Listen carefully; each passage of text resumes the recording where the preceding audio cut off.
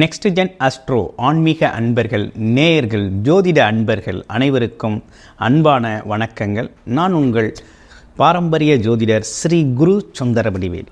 மாதம் பார்த்தோம்னா கோச்சார பலன்கள், கிரக பெயர்ச்சி பலன்கள், அது மட்டும் இல்லாமல் பார்த்தாங்கன்னா ஒவ்வொரு ராசிக்கும் எப்படி இருக்கும் அப்படிங்கிறத, என்ன நடக்கும், என்ன நடக்காது, என்ன செய்யலாம், என்ன செய்யக்கூடாது, என்ன விதமான வழிபாடுகள் உகந்தது அப்படிங்கிறத பற்றி விரிவாகவும் தெளிவாகவும் நம்ம பார்த்துக்கிட்டு இருக்கோமுங்க. அந்த வகையில் இப்போ கன்னி ராசிக்கு எப்படி இருக்குது அப்படின்னு பார்க்க போகிறோம். இந்த செப்டம்பர் மாத பலன். செப்டம்பர் மாதம் அப்படின்னு எடுத்துக்கிட்டோம்னாலே பார்த்தாங்கன்னா ஒரு சிறப்பு அப்படி என்ன கேட்டிங்கன்னா, விநாயகர் சதுர்த்தி அப்படிங்கிற ஒரு விஷயம் ரொம்ப சிறப்பாக இருக்கிறது.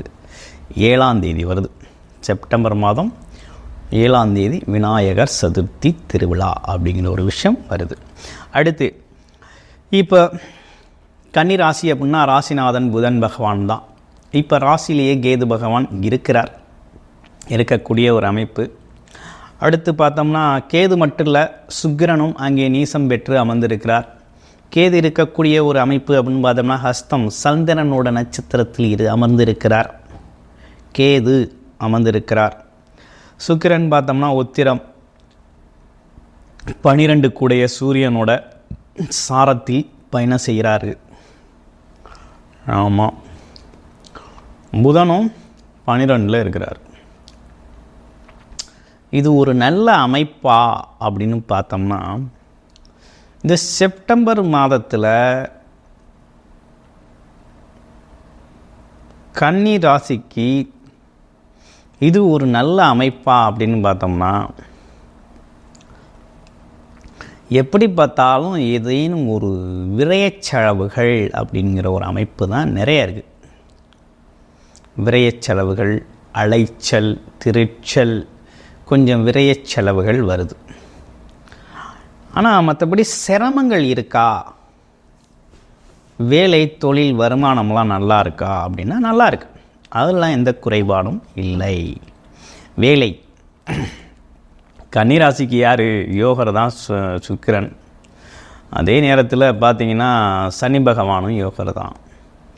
சனி பகவான் வக்ரகதி அடைஞ்சு 6ஆம் இடத்துல இருக்கிறார்.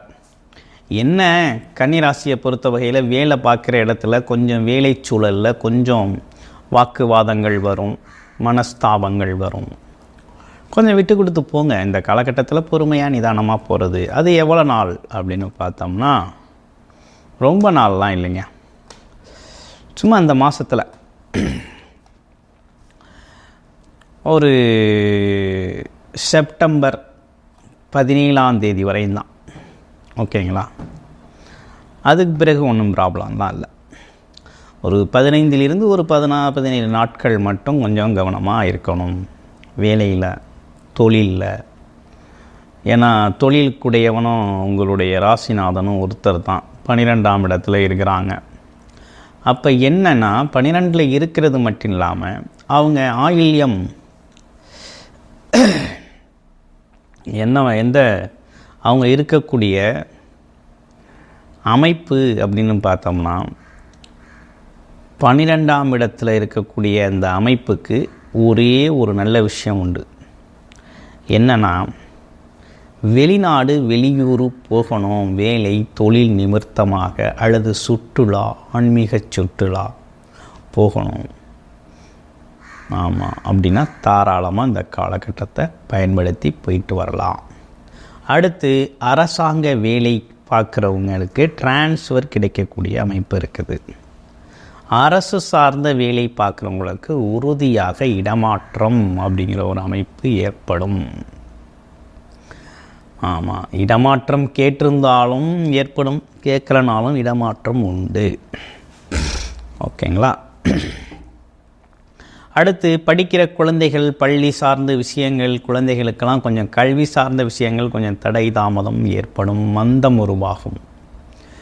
அது ஒரு 17-18 நாட்களுக்கு இந்த செப்டம்பர் மாதம் வரையும் அந்த ஒரு விஷயம் இருக்கும். இந்த கிரகங்களால் அப்படி மாற்றங்கள் வருது. மற்றபடி ஒன்றும் பெரிய ப்ராப்ளம் இதெல்லாம் ரொம்ப நாளைக்கு இருக்காது.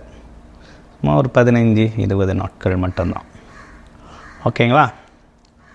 அடுத்து அரசாங்க சம்பந்தப்பட்ட ஏதேனும் விஷயங்கள் முயற்சி செய்கிறீங்க அப்படின்னா இந்த காலகட்டத்தில் கொஞ்சம் பொறுமையாக செய்யுங்க. அதே மாதிரி அப்பாவோட உடல் நலம் ஆரோக்கியம் சார்ந்த விஷயத்தில் கவனம் எடுத்துக்கங்க. அடுத்து குரு பார்வை இருக்கிறதுனால எப்பேற்பட்ட சிக்கல்கள் சிரமங்கள் எது வந்தாலும் சமாளிக்கக்கூடிய வகையில் தான் இருக்கும். அதனால் அதை பார்த்து பயந்துட வேண்டாம். ஆமாம், ஒரு வேலை இல்லைன்னா இன்னொரு வேலை கிடைச்சிரும், ஒரு தொழில் இல்லைன்னா இன்னொரு தொழில் அமைஞ்சிரும். அதே போல் எதையும் பெரிய லெவலில் இந்த காலகட்டத்தில் செய்யணும்னா கொஞ்சம் யோசித்து செய்யுங்க. உங்களுடைய சொந்த ஜாதகத்தில் தசாபுத்தி என்ன நடக்குது, என்ன செய்யணும், தசாபுத்தி அமைப்புகள் எது சார்ந்து இருக்குது, எந்த கிரகம் சார்ந்து இயங்குது, எந்த இடத்துல இயங்குது அப்படிங்கிறதெல்லாம் பார்த்துட்டு கோச்சார பலன்களோடு ஒப்பிட்டு அதற்கான வேலையை செய்யலாம். ஆனால் இப்போ எது செய்ய உகந்த நாள், உகந்த நேரம், எது செய்யக்கூடாது அப்படின்னு பார்த்தோம்னா இந்த காலகட்டத்தில் கொஞ்சம் நெகட்டிவ் தாட்ஸ் வரும். ஏன்னா கன்னிராசினியர்களுக்கு எதுவுமே நடக்கலைங்கிற விரக்தி நிலை வரும், நெகட்டிவ் தாட்ஸ் வரும். எதாக இருந்தாலும் எதிராகவே இருக்குது, எடுத்த முயற்சிகள் கைகூடலை, விரயமாகுது, பண விரயம், தொழில் விரயம், நேர விரயம் அப்படிலாம் இருக்குது அப்படிங்கிற மாதிரி இருக்குதும். ஒன்றும் இல்லை, செப்டம்பர் 20 வரையும் அப்படி தான் இருக்கும். கொஞ்சம் பொறுமையாக போங்க. அதற்கு பிறகு உங்களுக்கு நல்லா இருக்குது. அப்போ என்னென்னா கொஞ்சம் கவனமாக நீங்கள் உங்களை செல்ஃபாக ரியலைஸ் பண்ணிக்கணும். இந்த காலகட்டம் இப்படி தான் பொறுமையாக போகணுங்கிற ஒரு அமைப்பு அப்படிங்கிறது இருக்குது.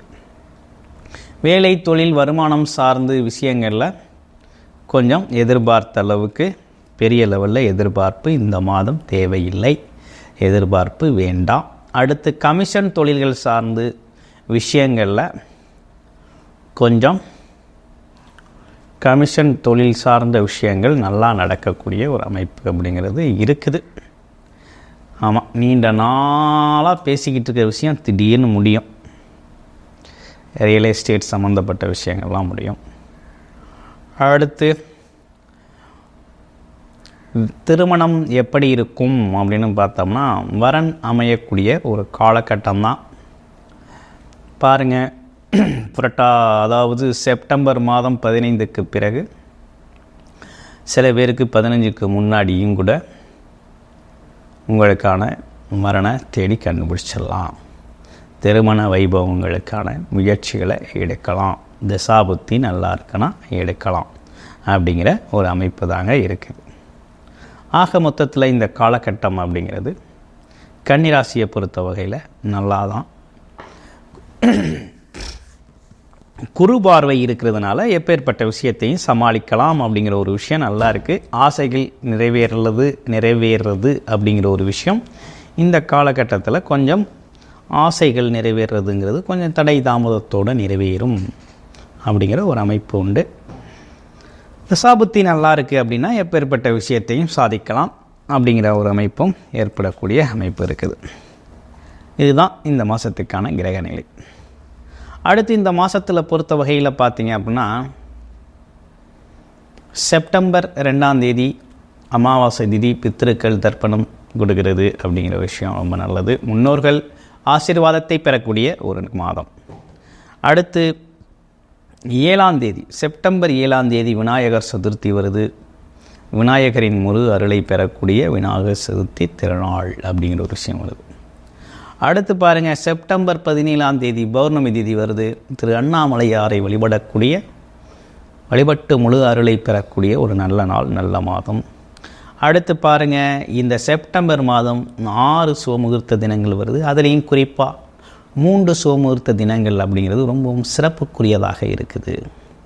இப்படிப்பட்ட கிரக அமைப்புகளோட இப்படிப்பட்ட நிகழ்வுகளோட இந்த மாதம் அப்படிங்கிறது அமைஞ்சிருக்கு. வாழ்த்துக்கள் கன்னிராசி நேயர்களே.